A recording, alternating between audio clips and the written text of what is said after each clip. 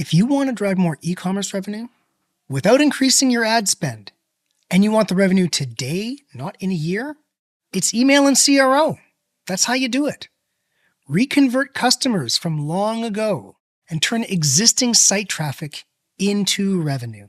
The cheapest customer is the customer you already have. So if you want help with this, come to pilothouse.co, fill out the lead form, and ask to speak to me directly. In the inbox late night, glowing screens see the light. Email, everything feels alright. The number one thing that I see that ruins Klaviyo accounts is segmentation. We're going through a Segmentation Super episode. Factors in our segmentation. Recency, how long they've been on the list. Lifecycle, to what degree have they committed to our brand? Engagement, have they clicked or opened in a certain amount of time? Product, have they purchased that whale product or not? Whales, have they spent a certain amount of money or not? This is the Segmentation Super episode.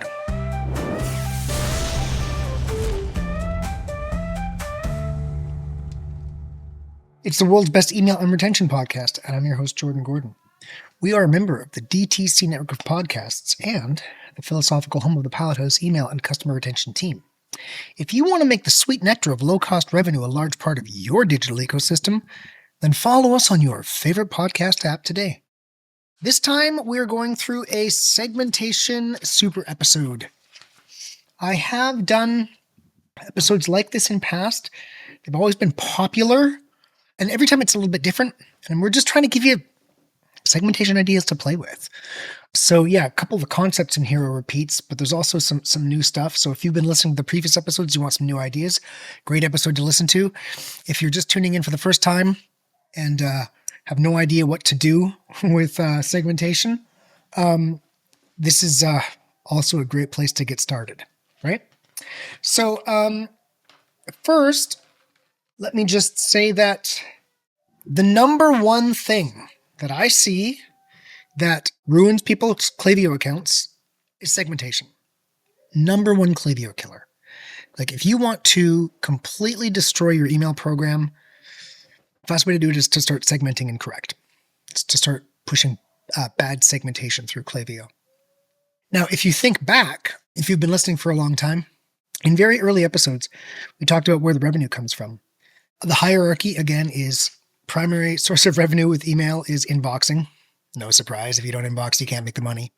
And then after that, abandonment, message frequency, which is largely speaking, ramping up your campaign program, and then post-purchase and reactivation in the end. They have the smallest revenue impact, but reactivation recycles people into your system again. So it's strategically very important, even though it never doesn't show up a whole lot in the revenue for those flows. So number one source is inboxing. That's the number one source for revenue in email. So of course, if segmentation can ruin your inboxing, segmentation is the number one Klaviyo killer. Not a month goes by that I don't end up in someone's Klaviyo account that's just ravaged by bad segmentation. So let's start at the very top, because this is a Segmentation Super episode, and quickly say, do not just send to newsletter. I see millions of dollars passing through Shopify, and they're still just sending to newsletter. They're kind of their list. It's not even a segment, it's a list that will destroy your inboxing. And even maybe you do some like regular suppressions now and then, but ultimately that's a manual task. You're building in technical debt, and something will happen. You'll just, you'll forget about it, or your life will get busy. You won't do the suppressions. And then you just start pumping garbage out into unsegmented garbage into Gmail and Yahoo. You've got someone working on it for you because you're an executive. They're doing suppressions. You get someone new because they move on to a new opportunity, whatever. The new person doesn't do it. No. So just don't send to newsletter. Next high-level task, just to high-level point, just for those of you who are new to this, new to the pod, or new to our segmentation episodes, if you haven't seen the previous ones, go back and check like podcast episode 2, which is mastering metrics. Go back and listen to that pod to understand a lot of the how different metrics impact your business. But Apple privacy opens and bot clicks. So this is an important preparatory point before you get into segmentation. Apple Privacy Opens, you should just walk away from them. I mean, I see lots of people that have Apple Privacy Opens stuffed inside of their segmentation. You're just sending people who are not truly engaging in through Gmail and Yahoo. So if Klaviyo can find an Apple Privacy Open, it's when you go, you do open and you do options under your open in the segmentation. There's a little drop down. You put Apple Privacy Open. You want Apple Privacy Open equals true are Apple Privacy Opens. Apple Privacy Open false are true opens. And you want to segment for people who have done true opens. They may have also done Apple Privacy Opens, but the point is, they've done true opens. If you don't know what an Apple Privacy Open is, go back probably the first few episodes, I talk about it. I mean, go back and learn what an Apple Privacy Open is. But basically, segment for Apple Privacy Opens always. And when you're segmenting for opens, just look for Apple Privacy Open equals false, which means you're not segmenting for Apple Privacy Opens. You're segmenting for true opens. Your list will get smaller, but list size is the most misleading number in email. Truth. So those addresses, I've run this. Those addresses are pushing through very little revenue. Very little. And what revenue they are pushing through, it's probably those people might just be inside of your ads funnel somewhere else. When you send to 100,000 more people and it's like you see 2 or 3 purchases, come on, some people in that group are customers of yours and just happen to be in your ads funnel. And Klaviyo records revenue from Apple Privacy Opens as revenue for Klaviyo, even though we don't know with an Apple Privacy Open that someone has opened the email or not. Again, go back and listen to those early episodes. I don't want to give the whole talk again. It's a big talk. But basically, only segment for Apple Privacy Opens. And the same with bot clicks. Just when you're going to segment for clicks, make sure it's bot click equals false. Apple Privacy Open equals false. Bot click equals false. That's what you want. Just walk away from the Apple Privacy Opens. And then finally, subscribed and implied consent. This is an important point. Easiest way to do this is just have an additional segment that's everyone who's purchased in the last year. That's your implied consent. There's no engagement on there. So if you have inboxing problems, sending to that list is not a good idea, right? But if you have clean inboxing, you can just add on to when you want to send to implied consent, add a segment that says has purchased in the last year. Finally, you want to remove, there's the most strict way to do is say if anyone's ever bounced or done a spam complaint, remove them. That's the most strict way. Obviously, you can be more artful with your bounce segmentation, but if you got an inboxing problem, just remove everybody who's ever bounced, right? Yeah, so there's your Apple Privacy Opens, your bot clicks, your implied consent.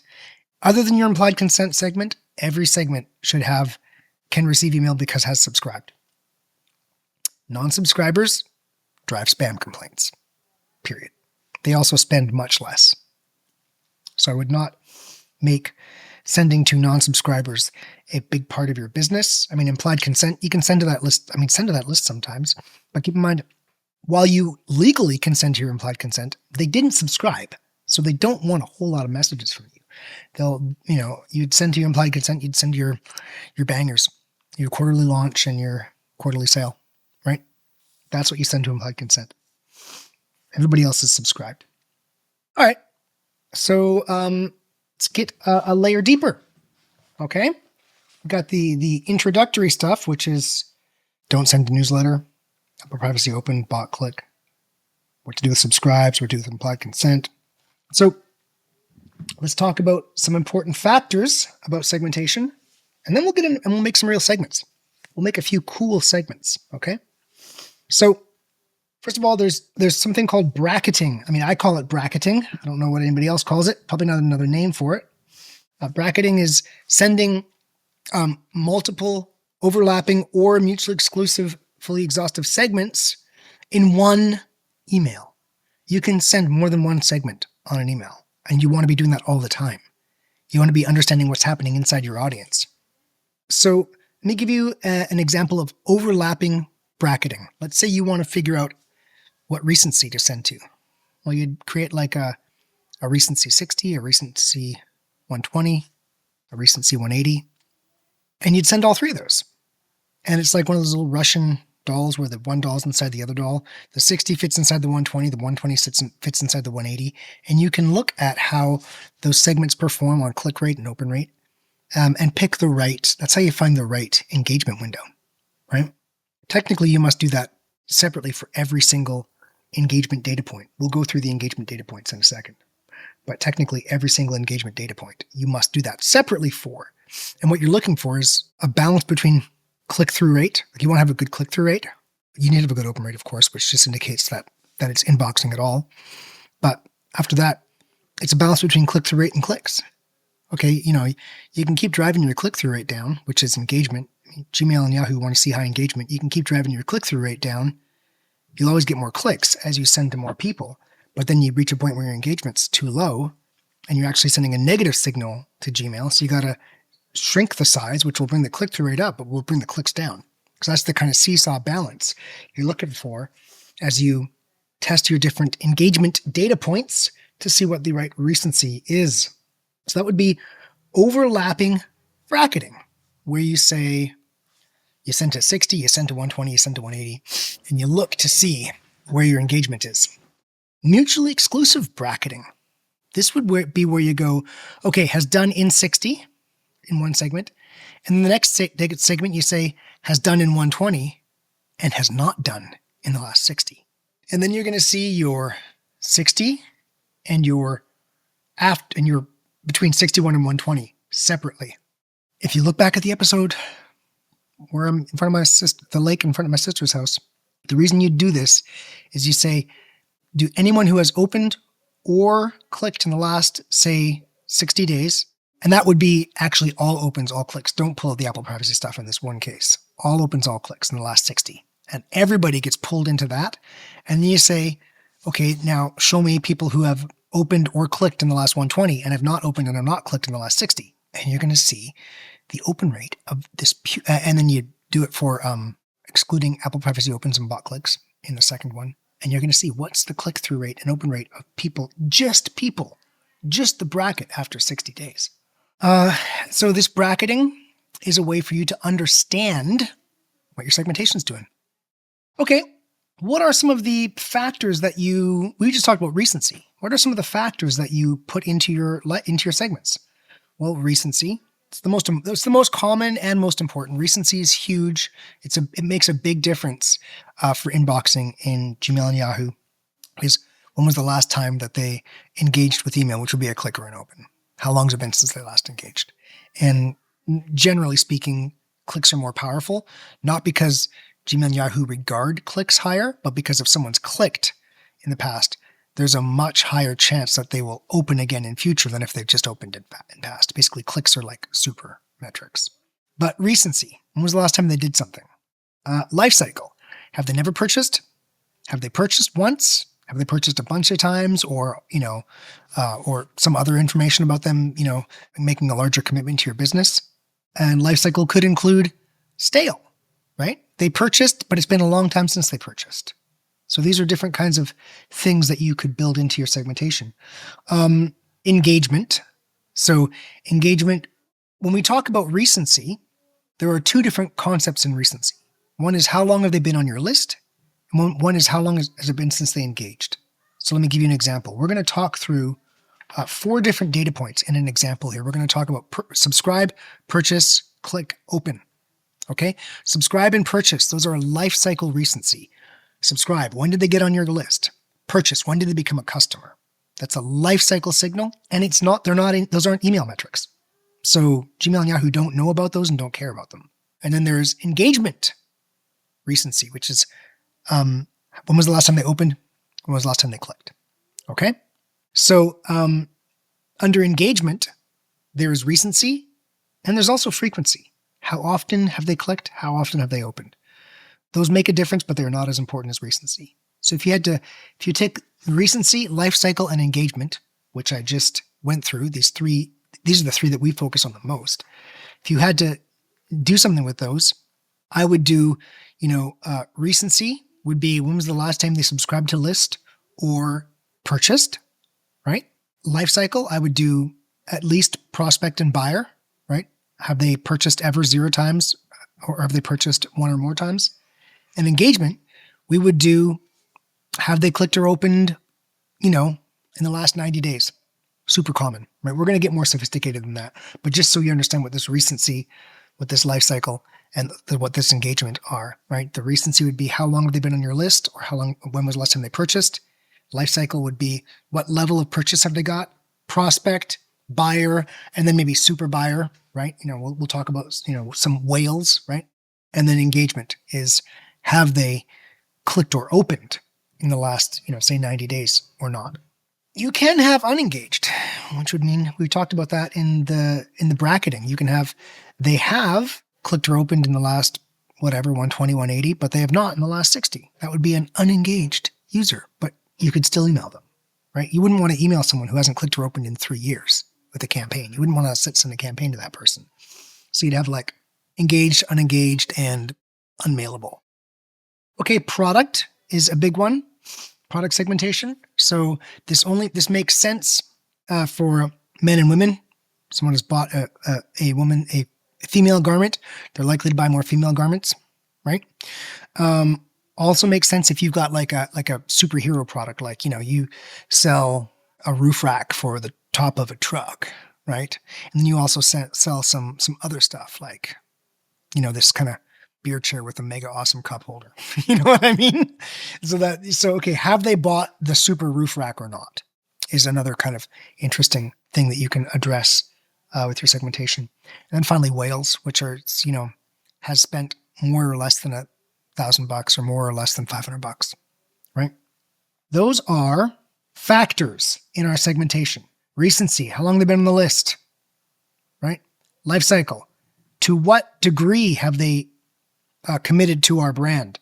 Engagement, have they clicked or opened in a certain amount of time? And then in a minor capacity, had they clicked or opened many times in the past? Product, option, have they purchased that whale product or not? And then whales, have they spent a certain amount of money or not? Those are strong factors to use in your segmentation. We're gonna use some of those in some live examples because this is the Segmentation Super episode. What kind of segmentation models could you produce? Right? Those were factors. What kind of models could you produce? Well, life cycle. That's prospect, first time, repeat. We use this a lot because it's simple. It applies to most accounts. So we can use it as a workhorse for us. Product. So we got prospect, has bought, has not bought hero product, and has bought hero product. That would be 3 different product stages, right? You could have a subscribe, a product subscribe system. So it's a prospect, has not purchased, is a buyer, is a subscribe and save subscriber, so they're currently subscribed, and churn. Your churn list would be they were subscribed at one point, but they're not subscribed now. And you probably have a data point for whether or not someone's subscribed. If you don't have that data point, you can also do something like, subscribed but has not received product in a certain number of months. They've churned. So that's interesting. A little 4-stage life cycle. You want to speak to those churns in a different way. Cohort. This is super interesting. This is where you take your engagement segment and every quarter you churn. Every quarter you clone it. And you say, Q1 24, Q2 24, Q3 24. So when people reach a certain cohort, you're going to want to do things to get them to spend. Like when a cohort has not repurchased in a certain amount of time, you want them to purchase. And so this is a really interesting way to use discounting while still giving people a natural chance to repurchase. And then discount. So if you've got a business where discounting is important, you might do, so you can say placed order where discount rate is greater than 0, 2 or more times. That would be someone who's placed an order with a discount, has discounted twice. So they use the welcome coupon and they use another coupon. And you might, for that buyer, say, yeah, I don't want to discount for that buyer anymore. And you have them in a separate segment, right? So there's some interesting models. We talked about factors that go in. models, a lifecycle model, a product model, a subscribe and save model, a cohort model, a discount model, or like a coupon model. And we're going to take these that we just discussed and we're going to put them together and look at some 3 or 4 cool little models that you can create today to improve your business. How about that? All right, I want to talk through the data points for a second. So first of all, what are segmentation data points? Purchase, click, start checkout, view product, active on site, email open, and email subscribe. Okay? And that was order of importance, right? I mean, whether someone's purchased is critical. Whether or how often or when the last time they've clicked is critical. And then checkout started, viewed product, active on site. Not as important as a click, because while it is a visit, it doesn't indicate that they're engaging with email, right? Someone viewed product, they could have just come through some other channel. Notice after that was open. Open is less important than checkout, view product, and active on site. Oh, less important how you ask. It is less indicative of driving future traffic. So if you have segmentation that is focused on open, it's going to have a lower click-through rate than segmentation that is focused on people who've been on the site, which is click, checkout, started, viewed product, and active on site. So, I mean, we do include openers in our segmentation, but we don't give them, they're not sitting on a throne of majesty. It's like, okay, good, you opened. So maybe you're going to visit in future, right? But if all they're doing is opening, we're quite harsh. It's like you have to visit for us to keep you around, because we build traffic, we build segments that focus on people who are likely to drive traffic, because that's how you drive revenue. Otherwise, you're just stuffing a bunch of garbage in Gmail and Yahoo, right? And then finally, subscribe. If all they've done is subscribe, that's not a very strong signal.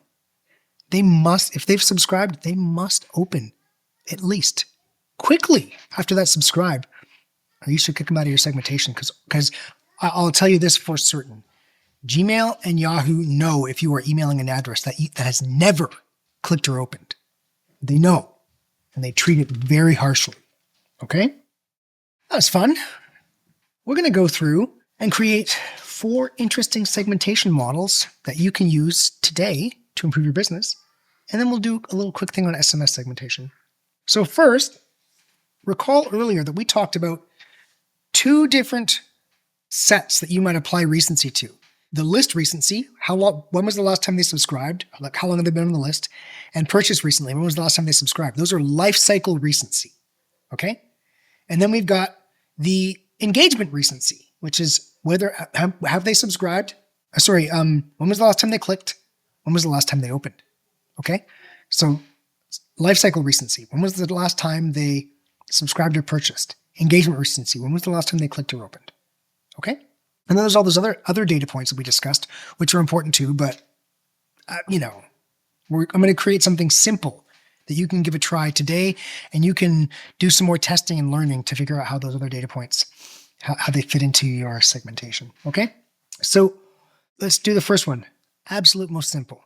Okay? So we're going to pick an engagement segment, an engaged segment. I leave it to you to create an unengaged segment. You should figure that out.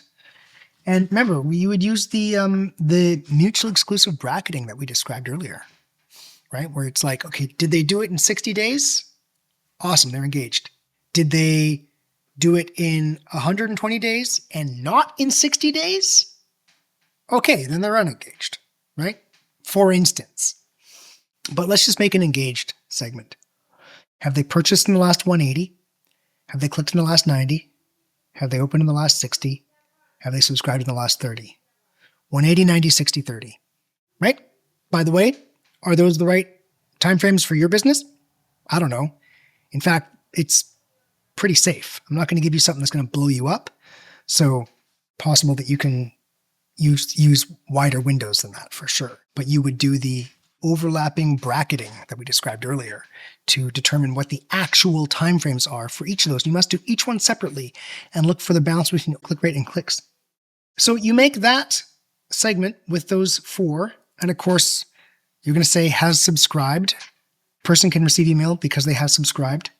And you can have a separate implied consent segment. I recommend you have a separate implied consent segment, which is just has placed an order in the last 365. So you take that engagement segment and you clone it. And this is the simplest one. You make the first one has placed order 0 times over all time. Make the second one has placed order once over all time. You got your prospect, you got your engaged prospects, your engaged buyers. Okay? And then you clone those 2. And on the first one, you go to properties and you say was created in the last 365. And on the other one, you say was created more than 365 days ago. So get your prospects created in the last 365. Your prospects created more than 365. Your buyers created less than 365. Your buyers created more than 365. What is the import of this? You're looking at this year's business versus previous year's business. Super useful for you to just understand what's going on and see how that's trending. Looking at just watching how this year's business is performing is so important for your business. So that is a 2x2 segmentation model that I guarantee you would revolutionize what you're doing. And I gave you a simple engagement segment. I also told you, look, you've got to go and you got to test all those data points to figure out what engagement windows are right for you. So the point is, first thing you do is get your engagement segment, and then we just start cloning it to play around. Get your engagement segment. If you have an engagement segment that's working right now, and you're certain you're in the inbox, if you're not certain, come to pilothouse.co, fill out the lead form, and I'll tell you right now if you're in the inbox or not. Just get your engagement segment. If you've got a good one, you can use that. You don't need to do what I just did. If you got, here's my clicks, here's my opens, and you're happy with it, okay, use that. And just clone it twice, prospect buyer, and then clone those twice. Less than 365 created, more than 365 created. 2x2, there's your 2x2 segmentation model. Let's look at the next one. You take your engagement segment and you clone it twice. First one you say placed order 0 times over all time. The second one you say placed order 1 or more times over all time. That's a buyer, but has spent less than, $500 or $1,000. And that is under properties. You're going to see historical lifetime value. Historical lifetime value is, say, less than 1,000. And then the next segment is your whale segment. And you say, has placed order more than once over all time, and historical lifetime value is greater than 1,000. So you got this progression. You get your prospects, your buyers, your whales. Okay? And then you take those 3 and you clone those 3. And you got a pair for each one. And on one you say, has subscribed less than 90 days ago or placed order less than 90 days ago. And on the other one, you say, has subscribed greater than 90 days ago and has placed order greater than 90 days ago. So you've got prospects that are from the last 90 days, recency, and prospects that are greater than 90 days recency. And this is your lifecycle recency. The second one, you got buyers, right? Your normal buyers, your non-whale buyers who have subscribed or purchased in the last 90 days. And then the second one, it's been greater than 90 days since they subscribed and purchased. And then you've got your whale buyers who they've subscribed and purchased in the last 90 days, or it's been more than 90 days since they last subscribed and purchased. So that's pretty interesting. Look, if you've got a whale that has drifted away from your business, by the way, I picked 90 days. Of course, these timeframes, you must adjust all these timeframes to suit your business. But how interesting is it to go, oh, wow, that's the people I have who, are my biggest customers who didn't purchase this quarter or this half if you did 180 days or something like that, right? For simplicity, I recommend you kind of use the same time frame so it's just easy to wrap your head around. You don't have different time frames all over the place. Be kind of standard with it because the time frame is really arbitrary. The importance is just making a binary and watching how these two groups grow and shrink. So you'd obviously like to see your recent whales growing at a good clip. right? You don't want to see your recent whales shrinking and your stale whales just like hockey sticking. You don't want to see that. So that's kind of interesting, right? That's a little 6-segment model, right? 2x3, you got your prospect, your buyer, your whale, and your recent stale for each one. And rather than doing whale, of course, you could do product-based, which has not purchased hero product as the buyer, and then hero buyer or super buyer or whatever buyer whatever you want to call the segment, they have purchased your hero product. And of course, if you've got buyers who haven't purchased your hero product, you want to push your hero product on them. And if you've got buyers who have purchased your hero product, you want to push accessories on them. So you can just use that to optimize who you're messaging about your kind of accessories and stuff. Let's go to the next one. It's cohort. Okay. So we're going to take your engagement segment, clone it 3 times. We're going to go on the first one has placed order 0 times overall time. And the second one has placed order 1 time overall time. And then third one, you're going to say has placed order 2 or more times overall time. Your prospect, your first time you repeat. We use this often. This is like a powerhouse for us. And then we're going to do cohorts. So look at every quarter. You're going to get a lot of segments if you do this one, but every quarter, you could do every half. You clone those 3. Or you clone your prospect in your first time. You can just actually keep one repeat buyer segment if you want, because everybody in there is engaged and you're going to usually treat your repeat buyers.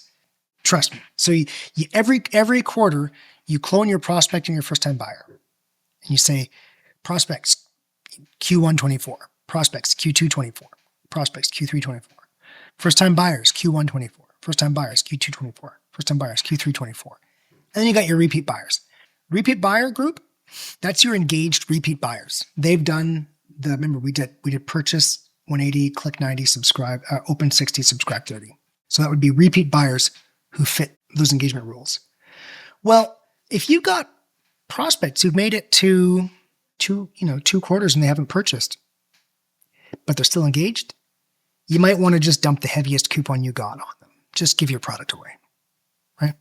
If you've got first-time buyers who have not yet become repeat buyers, and it's been, I don't know, like I say, 6 months, maybe a year, it's like, okay, they're last year's repeat buyer, they're last year first-time buyer, and they didn't become a repeat buyer. Dump your biggest coupon on them. Just get them to be repeat buyers. Get them in the repeat buyer list, get product in hand, and then now that they're repeat buyers, well, you can be very thoughtful about how you, and restrictive about how often you discount to your repeat buyers. They're your repeat buyers. And of course, the way things work, some of them made their on 2 coupons, right? So you wouldn't necessarily want to I wouldn't use cohorting to force a third purchase. I wouldn't. I would use cohorting to force their first and second purchase through discounting, get them into your repeat segment, and then just market to your repeat segment as normal.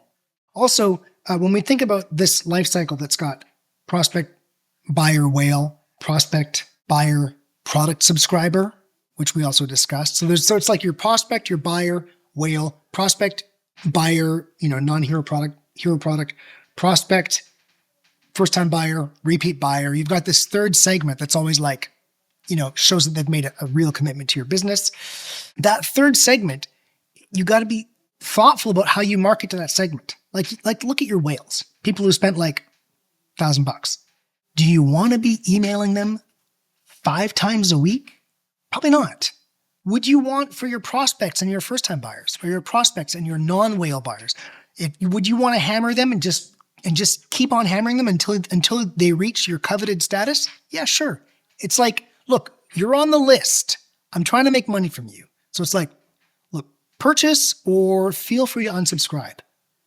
But once they've made it into this coveted status where they've indicated that they're just going to spend, like your whales, if you stopped emailing them, you'd probably find, if you stopped emailing them, you would find they spend less. But you would also find that they continued to spend because they've got your product, they like your product. So consider having a different frequency set. These lifecycle segments are so you can optimize your business and manage your audience. So you're not just saying, email everybody 5 times a week, right? So important point. And so that is exemplified here where it's like, okay, well, on the coupon when we were talking about, are we going to keep on dumping coupons on our repeat buyers? Well, why not just do that on your prospect in your first time? Because you're trying to make repeat buyers. right? So do the discounting on your prospect in your first time. Again, we talked through subscribe, which would be prospect, buyer, subscribe and save, kind of subscriber, and then churn.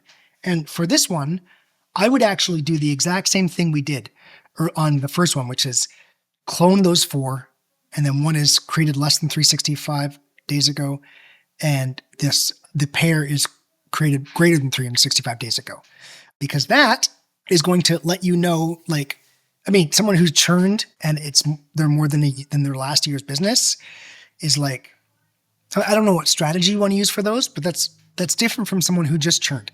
And let's say we did, rather than 365, 180. So it's business from 180 days ago or more than 180 days ago, right? If they've churned and it's an old address, I mean, you might do anything to get them back. If they have subscribed and they're an old address, that's like awesome. That's an indication you've done really well. Because most people, they come in and they if they're going to product subscribe, they do it in 3 months. You know what I mean? So you kind of set your date ranges up around your business, right? You could, rather than doing the created by timeframes, you could do the has product subscribed within a certain amount of time. It's only going to work on the subscribe and the churn segments. But that's kind of interesting, right? We've got, where are they on our product subscribed lifecycle, and how old is the address? And you're going to, like, of course, some of this is for how to treat them, but a lot of it is also just how to measure and understand your business, right? How are these groups growing and shrinking? Okay, last one. You go your prospect, your buyer, and your whale. So prospect, take your engagement segment, clone it twice, and you say has placed order 0 times over all time. And the second one has placed order 1 or more times over all time, but historical LTV less than $1,000. And the next one has placed order 1 or more times over all time and has spent more than $1,000. That's your 3. That's your 3-stage kind of life cycle. Leave your prospect as is. Don't clone it. But then you clone your buyer and your whale segment, and you say has placed order where discount is greater than 0 2 or more times.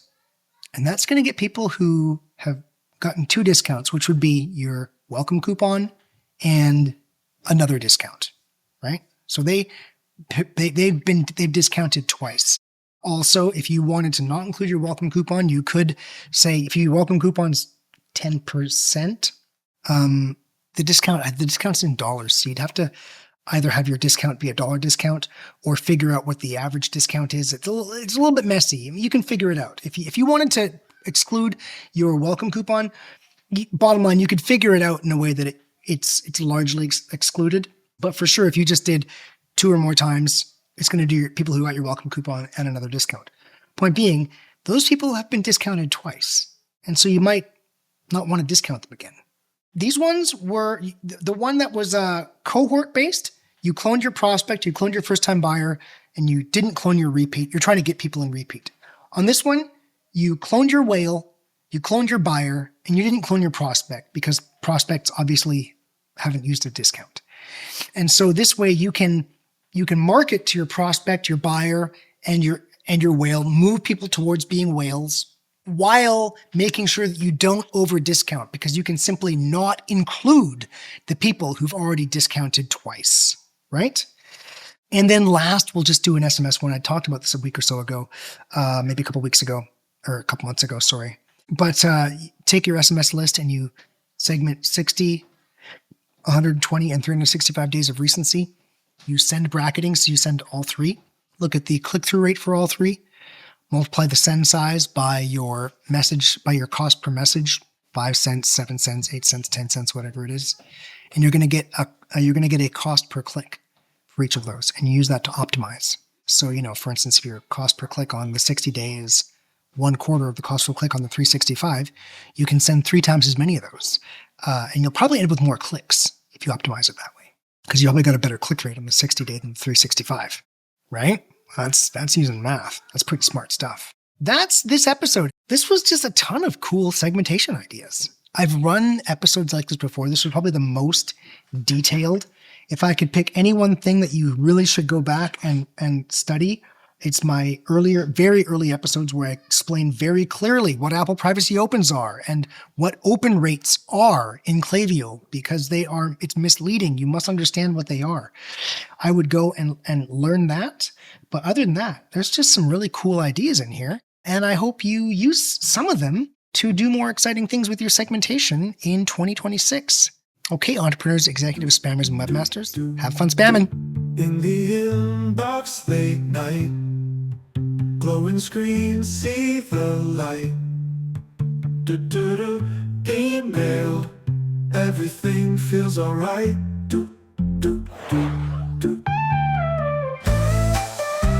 Hey entrepreneurs and spammers, remember, you can't scale without email, and the cheapest customer to acquire is the customer you already have. So please subscribe to the world's best email and retention podcast and learn how to make low-cost revenue a big part of your digital ecosystem.